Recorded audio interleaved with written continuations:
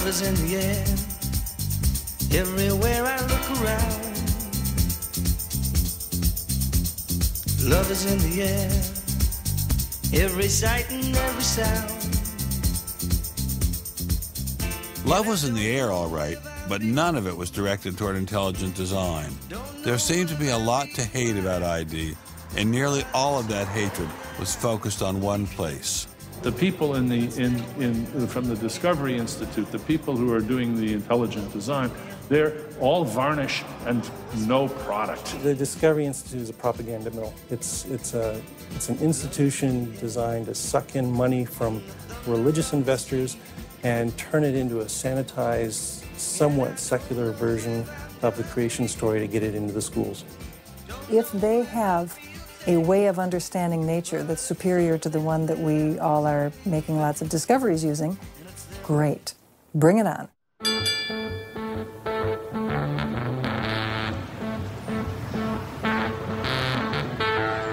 We are really, really lost. I think it's on third. I think it's down there. I have no idea where this place is.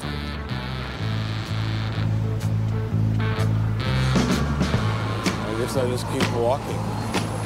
Do you have any idea where the Discovery Institute is? Have you ever heard of that? Never heard of it. Okay, thank you. How are you, sir? Good, yourself? Good. Do you have any idea where the Discovery Institute is? Institute, not a clue. Discovery Institute. Thank you. It's very kind of you to offer. Welcome to Seattle. Thank you, sir. It's got to be this whole building. Yes, where is the Discovery Institute, please, sir? Discovery Institute on the 8th floor, Suite 808. Okay. Very good. Aha! Success at last.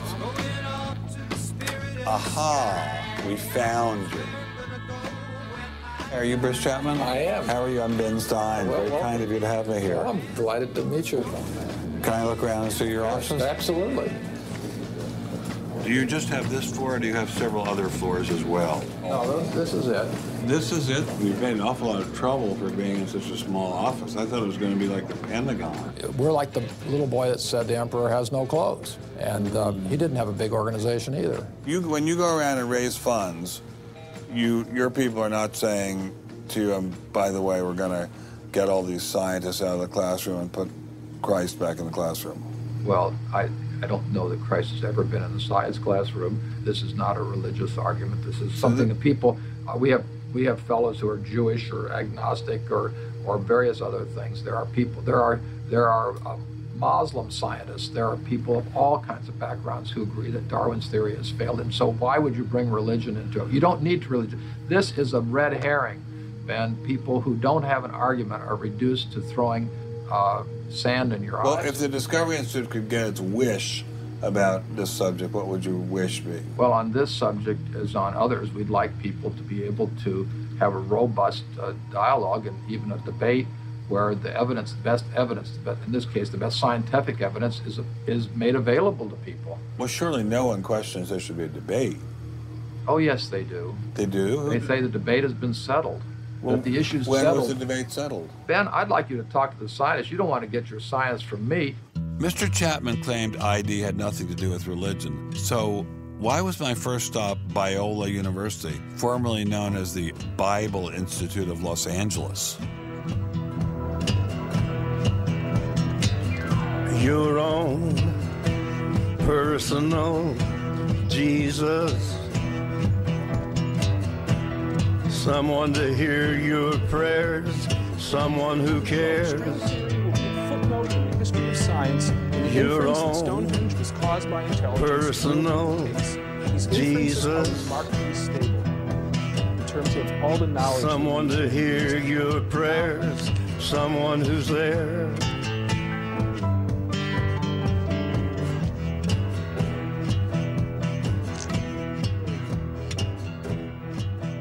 How much money have you ever gotten from Jerry Falwell? $0. How about Pat Robertson? 0. Are you a minister? No. Are you a priest? No. Pastor? No. Youth pastor? Oh, I did teach Sunday school once. Has this all been resolved? I mean, aren't we all Darwinists now? Except for a few cranks like you? Well, it's a funny thing that questions that aren't properly answered don't go away. This question is loaded with all kinds of political baggage, but one-on-one at a scientific meeting after the third or fourth beer, my experience has been that many evolutionary biologists will say, yeah, this theory's got a lot of problems. So you're meaning to tell me that there really is a debate among scientists about whether or not evolution occurred? Well, evolution is a kind of funny word. It depends on how one defines it. If it means simply change over time, even the most rock-ribbed fundamentalist knows that the history of the Earth has changed, that there's been change over time. If you define evolution precisely, though, to mean the common descent of all life on Earth from a single ancestor via undirected mutation and natural selection, that's textbook definition of neo-Darwinism, biologists of the first rank have real questions. But the modern theory of intelligent design is just microwaved creationism. I don't think that's the case. Creationism, properly understood, begins with the Bible and says, how can I fit the Bible into the data of science? Intelligent design doesn't do that. Intelligent design is the study of patterns in nature that are best explained as a result of intelligence. So intelligent designers believe that God is the designer? Not necessarily. Intelligent design is a minimal commitment scientifically to the possibility of detecting intelligent causation. Dr. Nelson didn't sound like a crazy person, but I still suspected ID was nothing but reheated creationism. My next stop didn't seem like it was going to alleviate those fears. I didn't crawl out of the ocean, I didn't come from no monkey. Science tends to forget evolution's just a theory. They present it in the textbooks and on animal TV. Like it's fact, but tell me, were you there 12 million BC?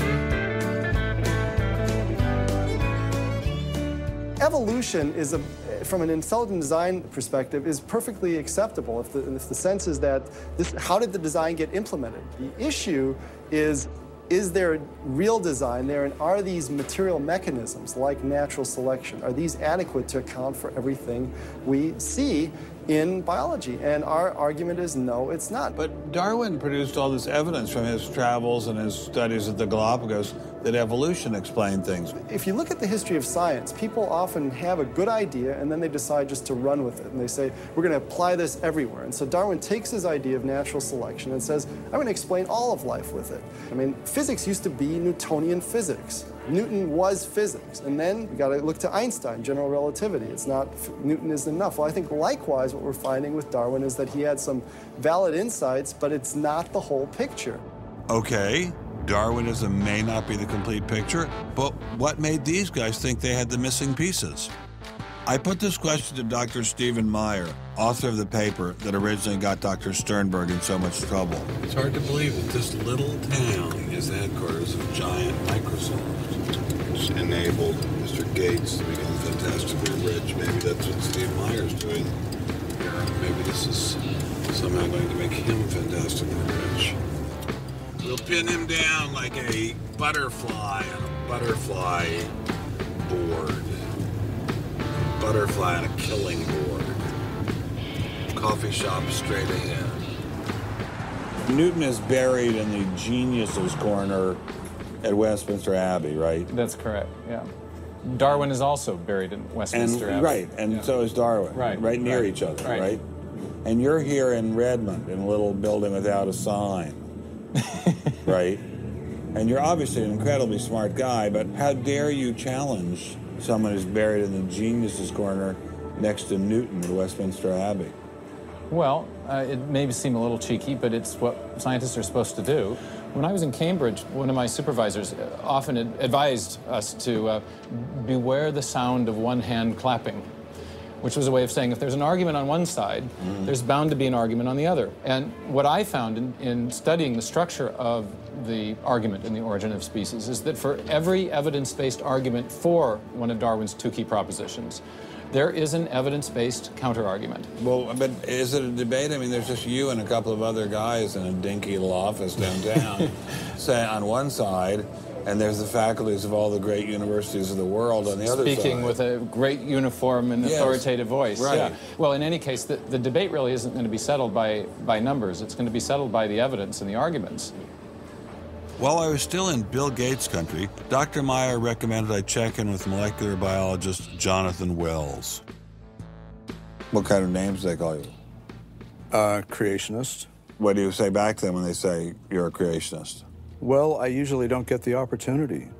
What's at stake for you personally here? First of all, I love science. I think the way Darwinism corrupts the evidence, distorts the evidence, is bad for science. Well, the other scientists would tell you to just shut up if you love science, okay? Because you're sort of being a bomb thrower into science. I am upsetting the apple cart, and I think it deserves to be upset in this case. Why? Because the evidence is being distorted to prop up a theory that I think doesn't fit it. Was Darwinism really that bad? Perhaps a change of scenery would give me a fresh perspective.